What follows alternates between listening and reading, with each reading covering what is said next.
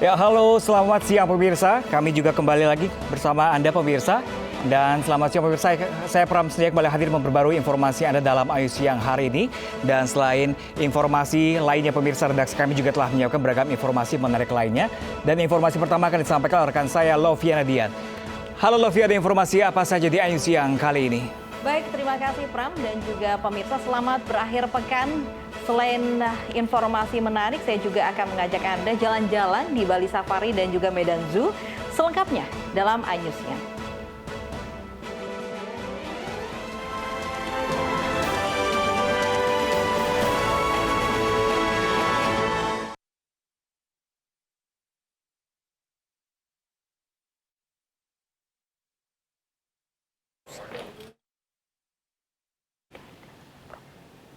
Pemirsa, aksi protes terjadi saat penggusuran lapak pedagang jagung dan pisang bakar di kawasan wisata Jembatan Siti Nurbaya Padang.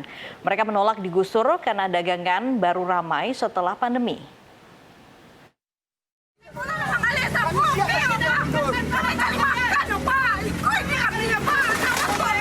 Adu mulut terjadi antara pedagang dan petugas Satpol PP dan Polresta Padang di kawasan Jembatan Siti Nurbaya Padang.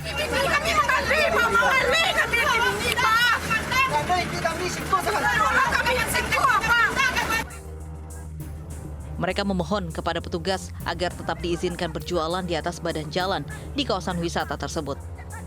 Namun penertiban pun tetap berlangsung dan para pedagang terpaksa harus rela membawa kembali dagangannya ke rumah.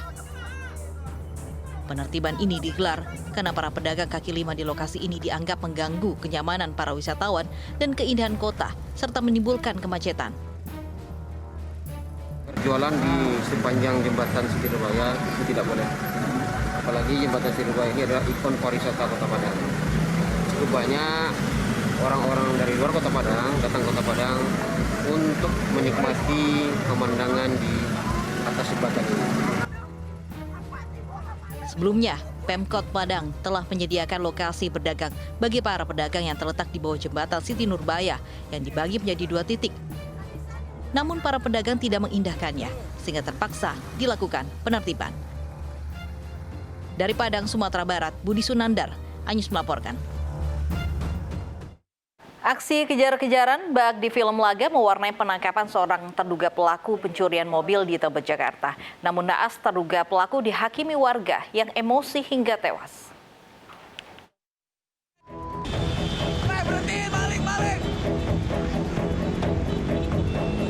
Dini hari tadi, terekam aksi dramatis pengejaran mobil yang diduga dikendari seorang pelaku pencurian di kawasan Tebet, Jakarta Selatan.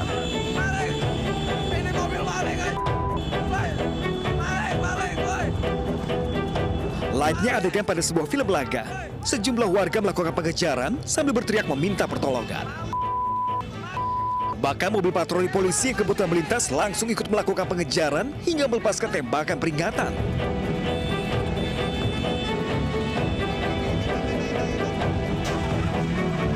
Akhirnya, mobil tersebut berhasil dihentikan warga di kawasan Cakung, Pulau Gadung, Jakarta Timur.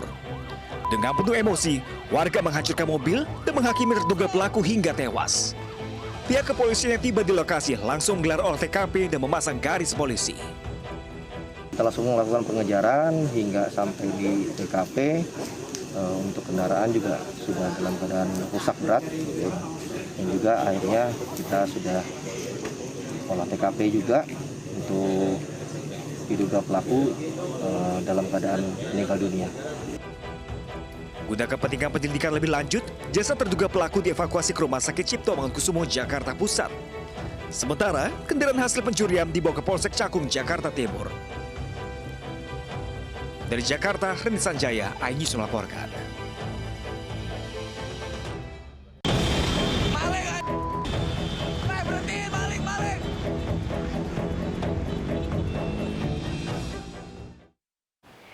Kebakaran menghanguskan indekos hingga kios di kawasan Kalibata, Jakarta Selatan diduga akibat adanya seseorang membuang putung rokok sembarangan. Garis polisi melintang di lokasi kejadian kebakaran yang menghanguskan indekos rumah dan kios milik warga. Warga yang berada di kosan juga telah dievakuasi dan sudah mengunjungi tempat terdekat.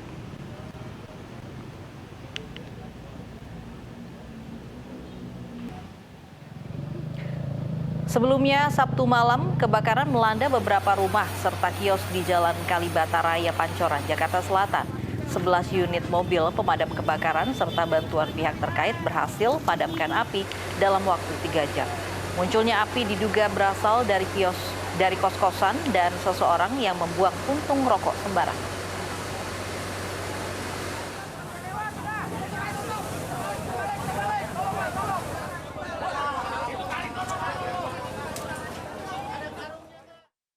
Diduga konsleting 1 unit mobil angkutan kota di Sukabumi hangus terbakar. Tidak ada korban jiwa dalam peristiwa tersebut, namun kerugian ditaksir mencapai puluhan juta rupiah.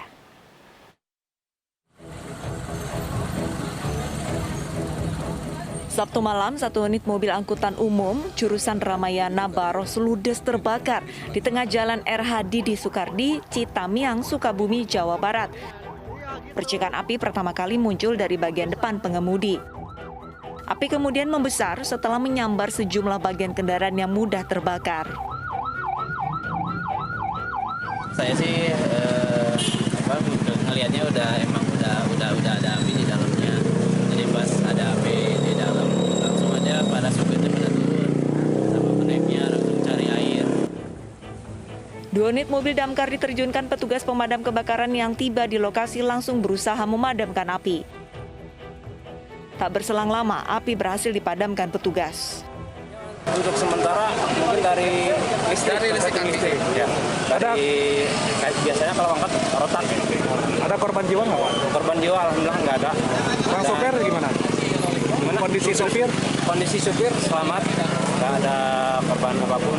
Cuman satu buah mobil aja yang Ada penumpangnya nggak, Pak? Pasca kejadian, kondisi lalu lintas di jalan sempat tersendat. Tidak ada korban jiwa, namun kerugian ditaksir mencapai puluhan juta rupiah. Dari Sukabumi, Jawa Barat, Budi Setiawan, iNews melaporkan. Sebuah mobil bak terbuka pengangkut sepeda motor terjun ke saluran air di Warakas, Tanjung Priok, Jakarta Utara. Tidak ada korban jiwa dalam peristiwa ini, namun kedua sepeda motor baru yang akan diantar ke rumah pemiliknya rusak. Warga di Warakas, Tanjung Priok, Jakarta Utara dikejutkan dengan sebuah mobil pick-up terjun bebas ke saluran air. Bahkan mobil ini masuk saluran air saat tengah mengangkut 3 sepeda motor. Awalnya mobil pick-up hendak menuju ke kediaman pemilik motor. Namun saat menurunkan 1 sepeda motor, sang kernet ingin memindahkan mobil ke tempat lain. Seketika, mobil langsung melaju kencang, menabrak pagar pembatas dan terjun ke saluran air. Ada yang mau dagang, disuruh geser. Itu mobil digeser, ngancing atau gimana tuh setirnya bablas aja langsung ke sini, yang bawa keneknya. Kondisi ramai betul, lagi sepi. Untungnya kalau kondisi sepi. Kedua sepeda motor baru yang diangkut berhasil dievakuasi. Namun sepeda motor yang akan diantarkan ke rumah pemiliknya ini mengalami kerusakan. Beruntung tidak ada korban jiwa ataupun luka dalam kejadian ini. Dari Jakarta, Vendra Kurniawan, iNews melaporkan. Diduga tidak kuat menanjak, 1 truk tangki muatan minyak menabrak sepeda motor dan angkutan kota di Medan, Sumatera Utara. Pengendara motor berhasil menyelamatkan diri, sementara motor terjepit di bawah tangki.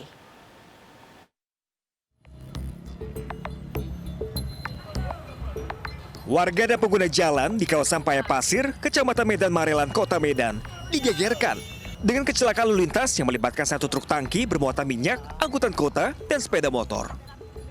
Kecelakaan diduga akibat truk tangki tidak kuat menanjak saat akan melintasi jembatan Sungai Deli, sehingga truk tidak sanggup menahan rem mundur dan menabrak 1 unit angkutan kota dan sepeda motor. Kecelakaan ini membuat sepeda motor ringsek dan terjepit di kolong truk. Pengendara motor pun mengalami luka-luka ringan, berhasil melompat saat sebelum truk menggilas motornya. Sementara itu, angkutan kota mengalami kerusakan di bagian depan dan jendela belakang. Motor udah bertahan di sana, udah mau mundur. Kan banyak kendaraan di sini. Kami udah peringatkan mundur, kendaraan ini nggak ada yang mundur, nggak ada yang mau mundur. Udah dekat baru posisi kabur ya. Kan nggak bisa nahan lagi lah. Macam mana sih kan masih buang ke sana. Jadi sampai kereta itu tergile gimana kan? Ya macam mana udah memang nggak bisa terhindari karena kereta itu nggak mau menghindar. Dia bertahan di sini. Akibat kecelakaan ini, arus lalu lintas dari Medan menuju Deli Serdang sempat tersendat. Dari Medan, Sumatera Utara, Yuda Bahar, iNews melaporkan. Dan sudah terhubung bersama kami ada Kanit Lantas Polsek Medan Labuan, Ibtu Rudi Handoko. Selamat siang, Pak Rudi. Selamat siang, Mbak Luki. Pak Rudi, bisa diceritakan bagaimana kronologis kecelakaan terjadi? Baik, kronologi kecelakaan yang terjadi di Jalan Titipan Hawan, Kelurahan Medan Marelan. Pada saat kejadian terjadi pada pukul 17.30, di mana truk tangki yang bermuatan diduga minyak itu datang dari Marelan menuju Kota Belawan. Setibanya di Cikapsi, tepatnya pada saat truk akan melintasi atau menaiki jembatan, diduga truk tidak dapat melaju sehingga pada saat itu pengemudi merubah persneling.